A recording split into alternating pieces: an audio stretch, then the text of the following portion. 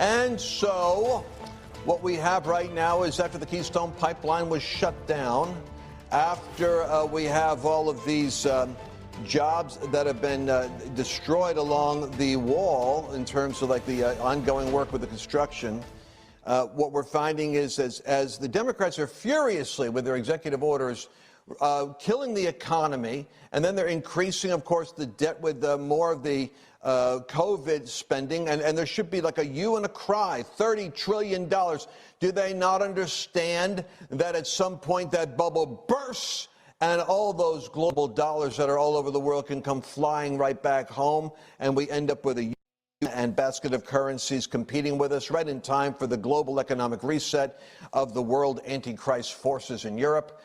So there's so much going on. The one thing that you don't do when you're killing your economy is take the unemployment rate and increase it on purpose. And so the way that you do that, also what you do is, you have to saddle businesses that are going out of business. Small business is the backbone of America. It's going out of business. And it's going out of business because of Democrat now policies in terms of like restarting and operating businesses. And this is largely from the federal government and the governors of states. And so you have businesses going belly up right now and closing down. But that didn't stop the Democrats from putting a $15 minimum wage on top of the struggling small businesses that are seeking to get on their feet. And I know many of you are out there listening to these broadcasts. So this isn't going to come as welcome news when you realize they're willing to open the borders now so that we can have an influx of foreign immigration into the country so that the backs of American taxpayers, who are themselves in many cases struggling to survive, are going to have to pay for the recruiting machine of the Democrats. See, the Democrats know they cannot sustain a future without ballot harvesting and such, unless they bring in new voters. And so they're not going to get them from America. The more people know about what their policies are, the fewer people, look, the Democrats aren't even going to vote for them, that are affected by their economic policies. So they're going to bring 11 to 20 million new voters online, and they're going to subsidize them off the taxpayers that do have jobs. And this is the story that isn't getting out. But right now, citizenship for 11 million. I say 11, but there's actually 11 to 20 million undocumented immigrants living in the United States. We have that happening right now. And our argument is that we have an economic and moral imperative to pass big, bold, inclusive immigration reform. That's coming from Menendez. We do not have an economic and moral imperative to pass big, bold, inclusive immigration, destruction on American employed people. You're going to see the surge of this coming into the marketplace from the borders and from inside the country, and it's going to create a spiral of greater debt, greater collapse in the economy, and greater competition for the jobs. You're no longer going to see record low unemployment for African Americans and Hispanics. As Trump said, you're going to see record high unemployment. And I'm not trying to create that rosy picture by exaggeration. Mercedes, you've been to the border. You were one of the people that alerted me to this. You took me on a field trip down there. And Ben Bergquam is one of the experts that turned us onto this information. So Take it from here. Yeah, absolutely. Yeah, so a couple of years ago, I remember posting about the crisis at the border. I've, like all of us liberal friends in social media, said, there's no crisis at the border. And I said, dang, is there a crisis at the border? I don't know. So I went down there with like 30 moms, and I roped Lance in to come, and Ben was down there, and we saw the crisis firsthand, and we saw exactly where. We saw migrants coming over. We saw people crossing the Rio Grande, exactly where that happens, and there's nobody who covers it better than Ben Bergquam. And so, Ben, we wanted to bring you on today just to talk about the impact that this new legislation you believe is going to have on border crossings and in all of these different border states, how it's going to impact the economy. So thank you for being with us today. Nice to see you. It's great to see you both. It's always a pleasure to be on with you, Lance and Mercedes. So I'll just say the Border Patrol says it the best. What is going to happen is a disaster for America. I was down in the San Ysidro Port of Entry just a couple weeks ago. I'm heading down to New Mexico on Sunday, and I'll be in the Arizona, New Mexico, Texas regions for a couple days next week. And what I'm hearing from Border Patrol is first off, if they're able to retire, they're retiring. They're getting out. The ones that can't retire right now, they are basically living with the unknown and with the expectation that it's just going to be as bad or if not worse than it was under Obama. And in the first year of President Trump, before President Trump was able to, and the Trump administration was able to enact Remain in Mexico and some of these policies that stopped the influx. Lance, you said it. It was, they say 11 million. Border Patrol, actually, when I talk to them, say it's probably closer to 30 million, the amount of illegals that are here in this country when you take into account the number that they catch, around 1 million a year. They say they only catch between 1/3 and 1/5 of what's actually coming across. What this means for American citizens, as you mentioned, lower wage jobs, low wage jobs, less low wage jobs, more unemployment, more crime. California is a perfect example of that. Illegal aliens make up about 9% of our population, yet they make up 25% of our prison incarcerations. Everywhere across this country, it's not just California, Texas, New Mexico, and Arizona. Every state is a border state, and everyone will be impacted by this. Wow. The shocking thing is that Joe Biden, we had some of that footage is so telling.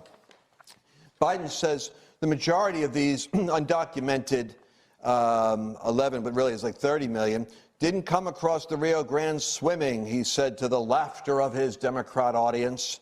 He said, ha, ha, ha, that's the Irish in me. But the largest percentage of the undocumented immigrants have come from Mexico, according to Pew Research. And Pew is largely left-leaning. So you've got the largest percentage is coming from Mexico. And 25% of all U.S. immigrants accounts for that. But the next largest origin group are those from China, 6%, India, 6%, Philippines, 4%, and El Salvador, 3%.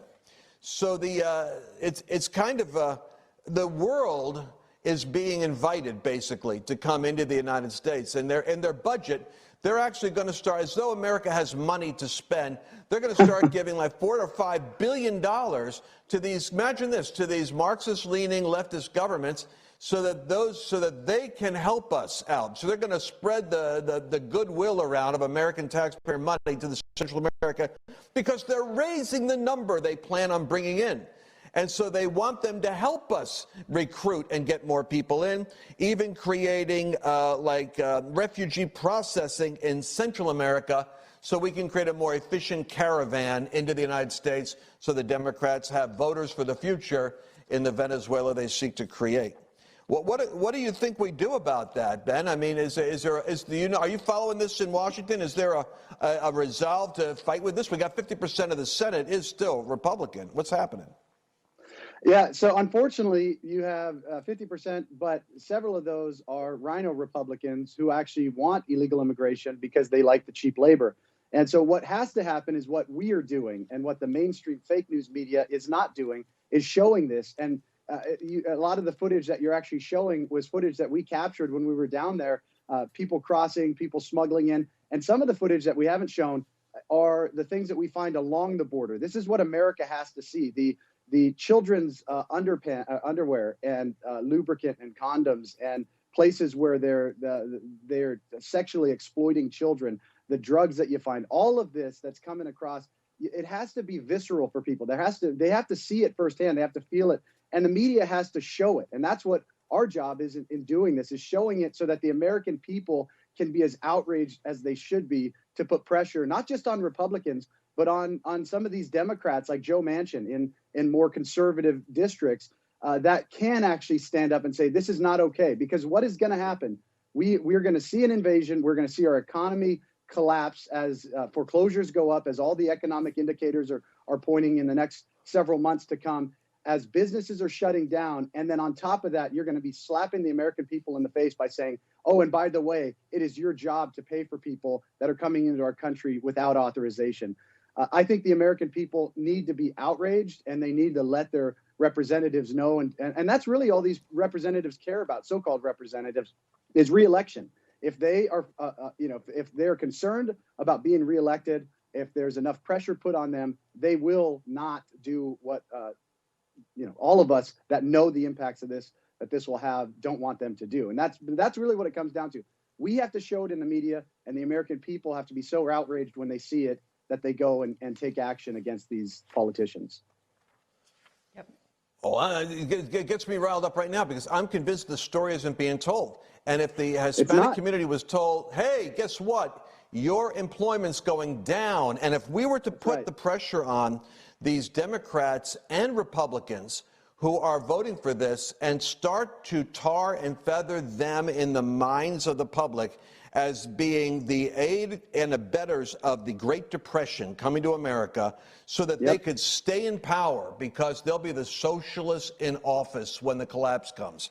And I think we ought to put that word out right now. By the way, we're replacing the word alien now with non-citizen. Non-citizen.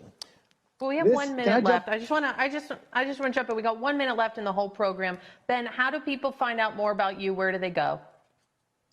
Real America's Voice News. I travel all over the country. You can find me at Frontline America on all the social media platforms as well. And to your point, Lance, they are worried about offending people when they should be worried about protecting American citizens. They're worried about calling people illegal aliens, which is the appropriate term, when they should be worried about protecting American citizens and upholding their oath.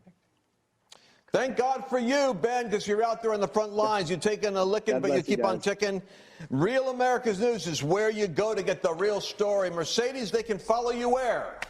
Follow Sadie's at every single social media site. Follow Sadie's.com.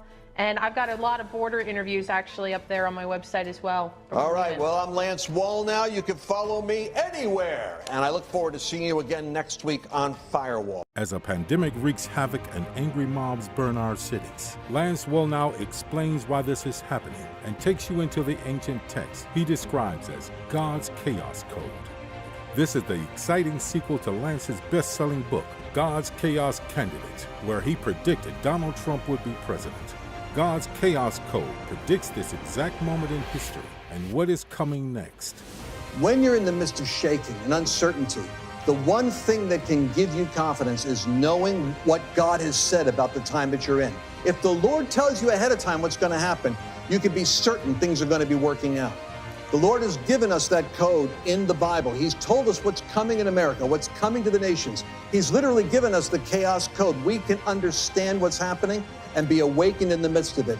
You need to understand and get this chaos code. You need to know the code. Order God's Chaos Code now at God's